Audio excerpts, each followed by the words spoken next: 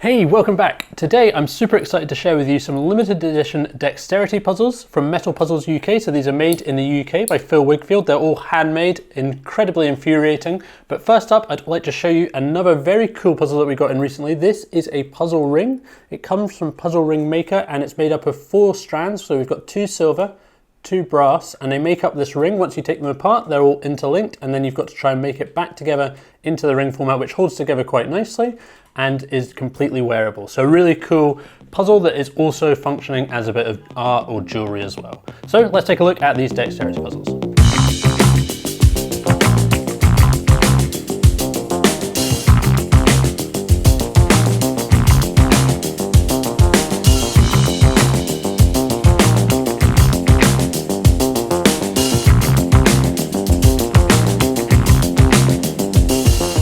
First puzzle I want to take a look at is this one. This is called Deruption. So the aim is to try and get the 4 ball bearings. There's 4 little steel ball bearings in there. The aim is to try and get those into the center hole. So it's based, I guess, around a volcano, and we're looking at trying to get the rocks back into the volcano.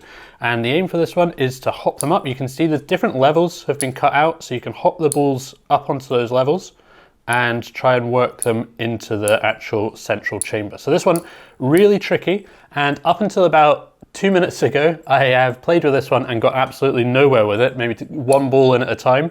But trying to angle this one for the filming, I realized there was a different way to approach it, and I actually managed to solve it.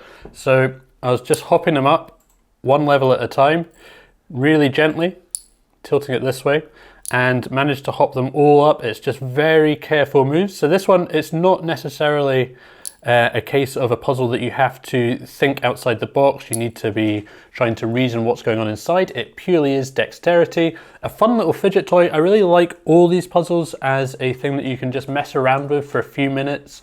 Not necessarily a puzzle that is kind of making you think an awful lot, but a puzzle that's making you concentrate, and they're really cool. So that's Deruption, a tricky little one, and I would say probably the second hardest, based on the fact that it is the second one that I've actually been able to solve.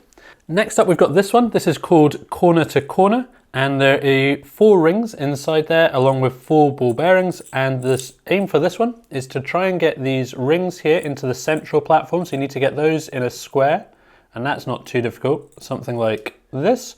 And then the balls have got to sit on these little spots, so there's 1 on each edge, and the aim is to try and get those in there. But there is some little traps that the balls can get stuck in. And again, this one, very gentle movements are required in order to try and solve it. I've not managed to get this one yet. I think a little bit more patience is required.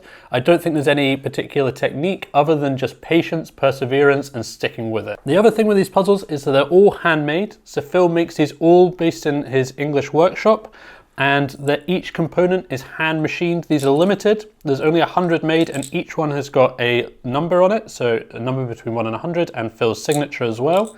So these are very nice little collector's items and a really fun kind of premium fidget toy. The final puzzle is this one, which is called On a Level. So there are multiple ball bearings in this one, and there's a split level, as you can see. So we've got 2 different chambers, and the aim is to try and get all the balls to sit on their respective holes on this single chamber. So the big one is stuck up there. It's not going to fall through any of the holes, but all the rest of the balls can travel between the 2, passing through the holes.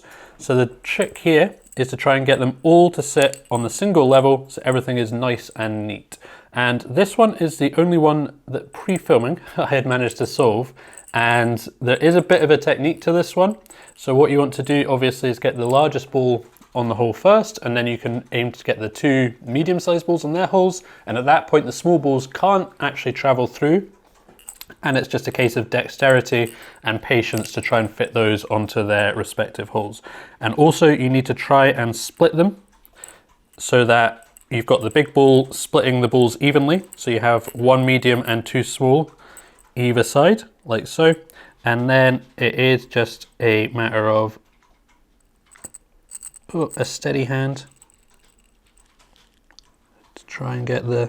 So now we have the medium balls there, and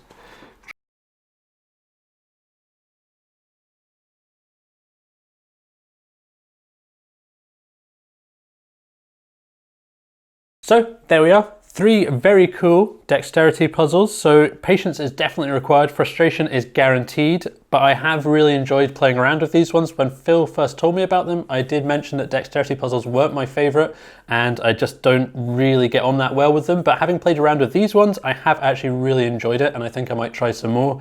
I find them really good just as a little break if you play around them for 5 or 10 minutes. I don't think I could sit there for 4 hours and try and do it. It would just drive me bonkers. But as a little side distraction just to play around with, they are very fun. I really like the limited edition handmade nature of them as well. If you do want to check them out, we do have a few available, link down below. And let me know in the comments if this is the kind of puzzle that you like, or are they just too frustrating for you. That's it for today though. Thanks very much for watching, and see you next time.